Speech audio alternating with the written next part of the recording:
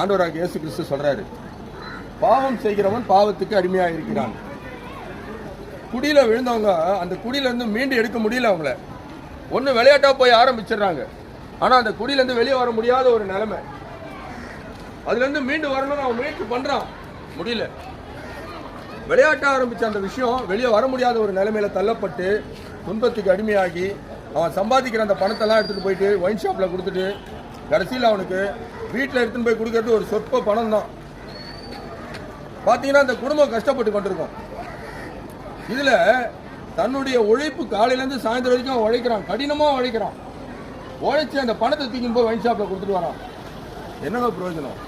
தன்னுடைய குடும்பத்தில் மனைவி பிள்ளைங்க காத்துட்டு இருப்பாங்க. அந்த பணம் வருமா? வந்ததுன்னா தேவைகள் இன்னைக்கு அநேகம். பணம் இல்லைன்னா வாழ முடியாது. எல்லா தேவைகளும் பணம் தான். அந்த பணத்தை வச்சுதான் எல்லாமே செய்ய முடியும். அப்போ இதுக்காக காத்துட்டு இருப்பாங்க. இவர் என்ன பண்ணுவாரு? காலையில போகும்போது டிப்டாப்பா ஹீரோ மாரி போவாரு, நைட்டு வரும்போது காமெடியன் மாரி வருவார். வீட்டுக்கு குடிச்சிட்டு போதையில தள்ளாடினே வருவாரு. ரோட்ல போறவங்க சிரிச்சுனே வருவாங்க அவரை பார்த்துட்டு. என்னப்பா காலையில அப்படி டிப்டாப்பா போனியப்பா, இப்ப என்னப்பா நீ காமெடியன் பேர் வரப்பா வரியப்பான்னு சொல்லுவாங்க. இந்த நிலைமை தாங்க. இருக்கிற பணத்தெல்லாம் கீழே விட்டுட்டு ரோட்ல விட்டுட்டு சதறி அதை எடுக்கிறதுக்கு ஒரு கும்பல்.